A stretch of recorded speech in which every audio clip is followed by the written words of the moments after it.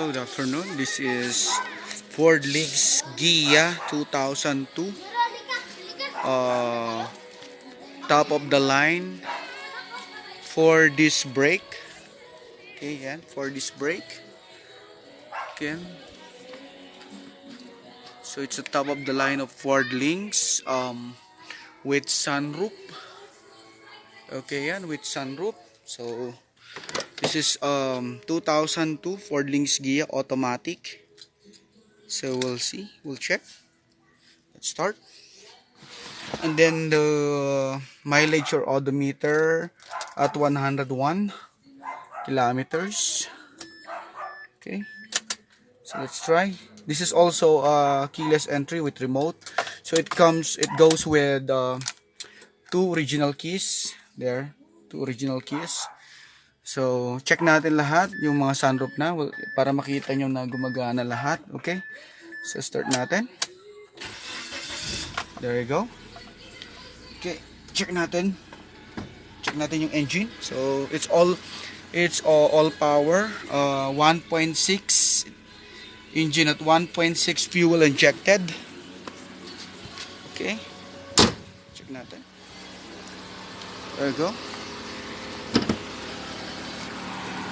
Okay, wait lang po. Okay.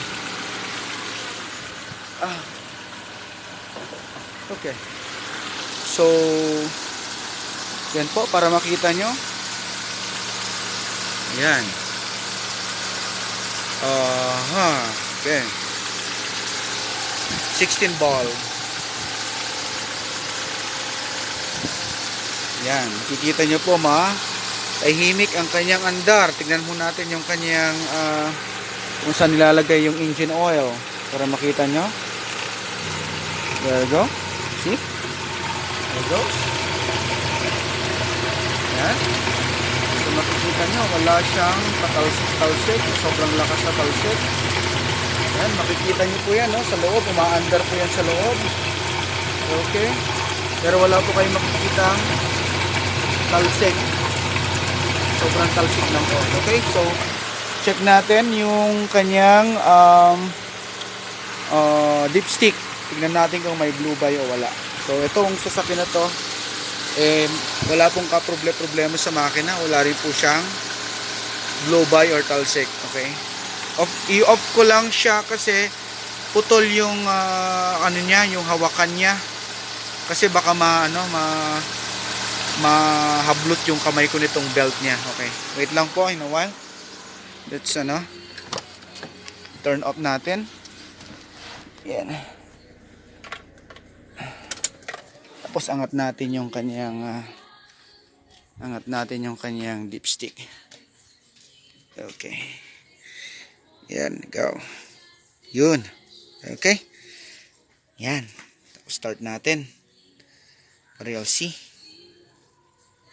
Yan. Ito bagong change oil po ito. Ano pa yung change oil niya, and then yung kanyang ATF, kapapalit lang yung ATF niya. Okay, start natin para makita ninyo.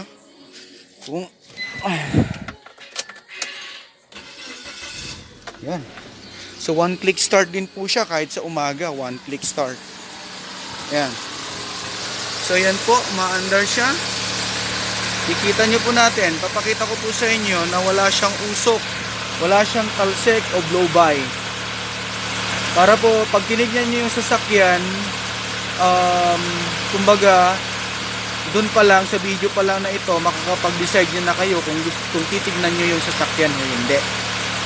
Kasi mahirap naman kung may problema yung makina, magsasayang lang tayo ng panahon. Kasi siguradong hindi nyo rin naman bibilhin yung sasakyan kung sakasakali, o hindi na kayo mag-aaksaya ng panahon para tignan yung sasakyan. Kaya dito pa lang sa video na to, pinapakita ko na wala siyang problema o maayos ang kanyang makina. Yan po. Yan. So, i-zoom in po natin para makita nyo. Yan.